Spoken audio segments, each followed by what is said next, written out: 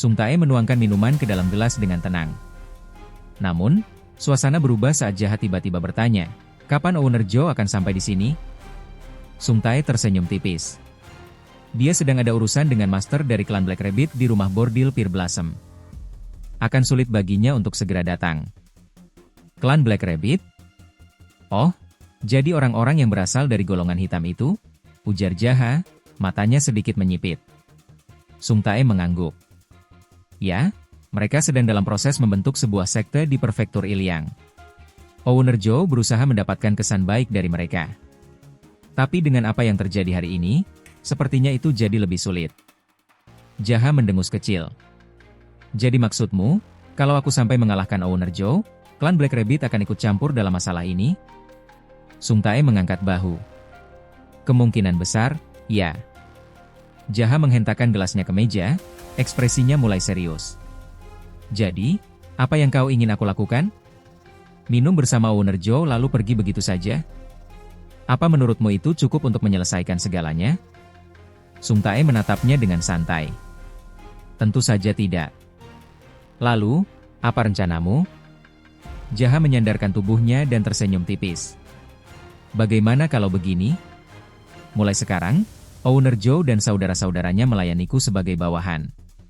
Dengan begitu, klan Black Rabbit tidak akan ikut campur.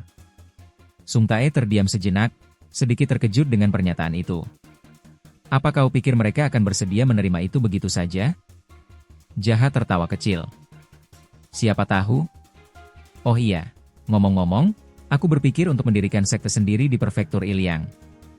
Jadi, kalian sebaiknya mulai mempertimbangkan untuk bergabung sebagai bawahanku. Sung Tae membelalakan mata. Maaf, kau bilang apa tadi? Jaha menegaskan, aku memberimu kesempatan. Buatlah pilihan yang bijak. Jika menurutmu klan Black Rabbit akan menang, silakan bergabung dengan Owner Joe. Tapi jika kau yakin aku yang akan menang, ikutlah denganku. Sung Tae menatapnya dengan penuh kebingungan. Dalam hatinya, ia bergumam, apa yang terjadi dengan orang ini? Bagaimana bisa dia berubah secepat ini? Apa sebenarnya yang dia makan? Pelayan macam apa yang berbicara tentang mendirikan sekte seolah itu bukan masalah besar? Jaha menaruh gelasnya, lalu bangkit dari tempat duduk dan berjalan menuju pintu keluar. Namun, sebelum ia sempat keluar, Sung Tae menahannya. Apa kau mau pergi? Kenapa tidak menunggu sedikit lebih lama? Jaha menoleh, menatapnya tajam. Apa kau pikir aku akan kabur? Sung Tae tersenyum miring. Sejujurnya, iya. Jaha menghela napas panjang, lalu berkata dengan nada kesal, kau benar-benar ingin dihajar ya? Sung Tae yang masih ketakutan terhadap Jaha, buru-buru berkata, lupakan ucapanku barusan. Saya harap Anda kembali dengan selamat. Saya juga akan mencatat semua tagihan Anda hari ini dan membayarnya. Jaha hanya melirik sekilas dan menjawab santai, lakukan sesukamu. Aku tak peduli. Saat dia membuka pintu, lorong di depannya sudah dipenuhi para pengawal yang menatapnya dengan tatapan penuh amarah. Jaha menyeringai, lalu berkata dengan nada meremehkan, minggir, dasar manusia hina. Para pengawal mengepalkan tangan mereka, jelas-jelas menahan amarah. Urat-urat mereka menegang, nyaris meledak, tetapi tak satu pun berani bertindak gegabah. Akhirnya, dengan penuh rasa kesal, mereka menyingkir dan berbaris rapi, membuka jalan bagi Jaha untuk lewat. Meskipun tidak melawan, kemarahan mereka tetap terasa di udara. Saat Jaha menuruni tangga menuju lantai 1, tiba-tiba terdengar suara teriakan seseorang. Di mana dia? Teriak seorang pengawal dengan wajah penuh lebam. Mana pelayan sialan itu? Beraninya dia menghajarku. Kalau aku menemukannya, akan kubunuh dia. Jaha yang berdiri di belakangnya hanya terkekeh pelan sebelum berkata, Hei, penjaga gerbang, kau sudah bangun? Begitu mendengar suara itu, penjaga gerbang yang tadi mengamuk langsung berbalik. Begitu melihat Jaha, kemarahannya langsung memuncak. Jadi kau di sini, bajingan sialan, teriaknya, lalu langsung melayangkan pukulan. Namun, sebelum tinjunya mengenai sasaran, Jaha dengan santai menampar wajahnya. Bug! Tamparan itu membuat si penjaga terpental jauh, menghantam dinding dengan keras. Giginya berhamburan ke lantai, dan dia kembali pingsan untuk kedua kalinya. Ruangan seketika sunyi. Tak ada satupun yang berani mengeluarkan suara. Jaha menyapu pandangan ke arah mereka semua, lalu berseru, "Hei, kalian harus menjelaskan padanya nanti, ya? Jangan sampai dia dipukuli lagi saat bangun. Dasar bodoh. Apa yang bisa kuharapkan dari kumpulan bajingan seperti kalian?" Wajah para pengawal memerah menahan amarah. Urat-urat di dahi mereka menegang, tetapi tak ada yang berani membalas ucapannya. Jaha terkekeh, lalu melangkah keluar sambil berkata, "Hari ini, si pelayan sudah bersenang-senang di rumah bordil ini." Sekali lagi, kemarahan para pengawal memuncak. Beberapa bahkan mengepalkan tangan erat-erat, namun tak satupun yang berani menyerangnya. Beberapa saat kemudian, Jaha berjalan santai di sepanjang jalanan prefektur Iliang. Matanya tiba-tiba tertuju pada sebuah bangunan besar dengan papan nama yang mencolok.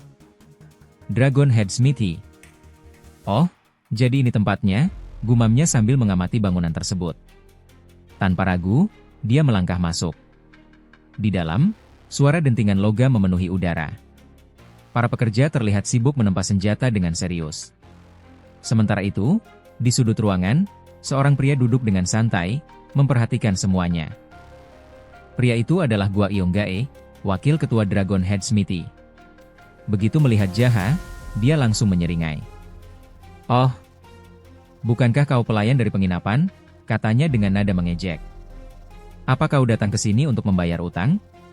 Jaha menatap Yonggae dengan tenang dan menjawab, "Aku di sini untuk membeli sesuatu." Yonggae menyipitkan mata dan menyeringai. "Oh, jadi, apa yang ingin kau beli dari tempat ini? Sabit? Atau pisau dapur?" Jaha tetap tenang dan menegaskan, "Aku berencana melawan Zhou bersaudara. Jadi, aku butuh senjata yang tepat." Yonggae menghela napas, lalu menyilangkan tangan. "Dengar pelayan. Aku dengar desas-desus kalau kau dipukuli beberapa hari lalu. Jangan biarkan amarah menguasaimu dan membuatmu bertindak bodoh. Hidupmu masih panjang." Jaha mendengus kecil. "Cukup ocehannya. Tunjukkan saja senjatanya. Aku ingin pedang ringan, cambuk, atau dagger yang tajam." Yonggae mengangkat alis. "Kau berniat memakai semuanya?" Jaha tersenyum tipis. "Itu hanya soal selera. Kenapa tidak kau hormati saja?" Yonggae terkekeh lalu memberi perintah pada anak buahnya. "Bawa Black Dragon Sword, White Dragon Whip, dan Cloud Dragon Dagger." Seorang pekerja langsung mengangguk. "Baik, segera kami bawakan." Sambil menunggu, Yonggae menatap Jaha dengan tatapan iseng. "Ngomong-ngomong, aku dulu suka sup mie ayam buatan kakekmu. Tapi kenapa masakanmu sekarang rasanya seperti makanan ternak?"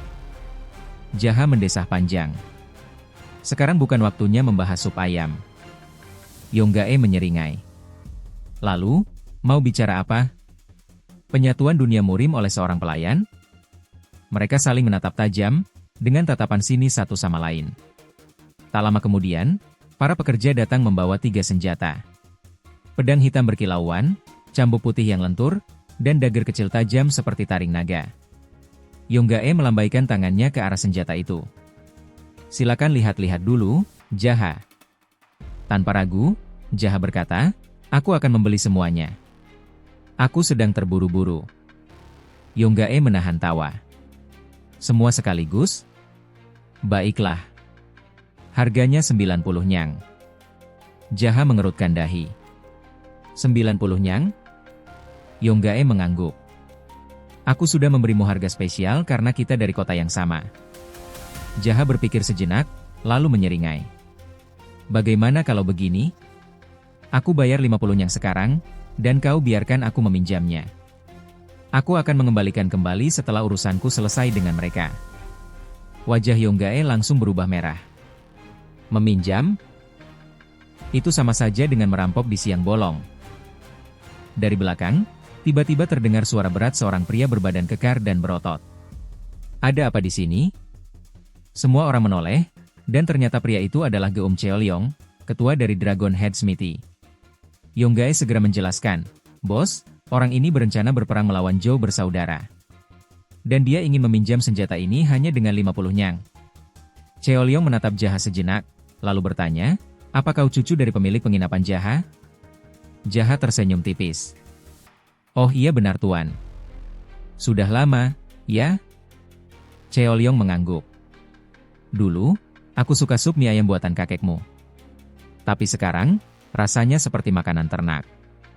Yonggae menyela, Bos, saya sudah mengatakan itu padanya barusan. Oh begitu? Cheolyong tertawa kecil, lalu kembali menatap Jaha. Jadi, kau benar-benar ingin bertarung melawan mereka? Jika masalahnya hanya karena mereka mengganggumu, aku bisa meminta mereka berhenti.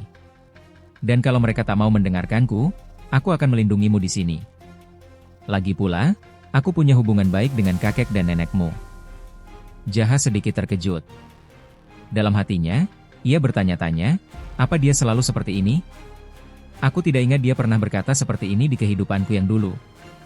Atau masa depanku telah berubah karena aku juga berubah? Cheolyong melanjutkan, tidak ada alasan membuat masalah ini semakin besar. Jaha menghela napas.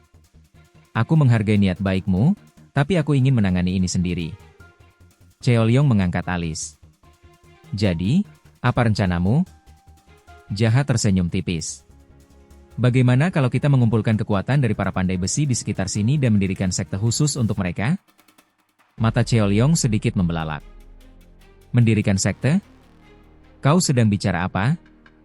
Jaha dengan tenang menjelaskan, jika Zhou bersaudara berniat membentuk faksi di prefektur Iliang, mereka akan terus menekan kalian dan mengambil lebih banyak uang. Itulah sebabnya aku ingin membentuk sebuah sekte di prefektur Iliang. Dengan begitu, klan Black Rabbit tidak akan bisa berbuat sesuka hati. Cheolyong menatapnya lekat-lekat. Jadi, kau ingin membentuk sebuah sekte? Jaha mengangguk. Benar. Aku ingin membangun sistem di mana orang-orang masuk dalam grup sesuai dengan pekerjaan mereka. Pandai besi dalam satu grup, rumah bordil dalam satu grup, arsitek dalam satu grup, dan sebagainya.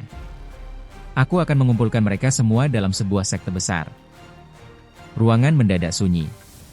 Semua orang yang mendengar kata-kata Jaha terdiam, seolah tak percaya dengan apa yang baru saja mereka dengar. Jaha menatap mereka satu persatu sebelum melanjutkan, tidak akan ada iuran yang harus dibayarkan, dan tidak ada hierarki di antara masing-masing grup yang bergabung. Tujuan kita sederhana, memastikan uang hasil jeripayah kita tidak dirampas. Cheolyong mulai mempertimbangkan kata-kata Jaha. Meskipun terdengar mustahil, ide itu sebenarnya cukup indah. Setelah beberapa saat berpikir, ia akhirnya bertanya, jadi, apa nama sekte yang ingin kau bentuk? Jaha tersenyum tipis dan menjawab dengan penuh keyakinan, ini adalah tempat bagi orang-orang rendahan dan kotor. Namanya Sekte Hao. Cheolyong sedikit terkejut mendengarnya.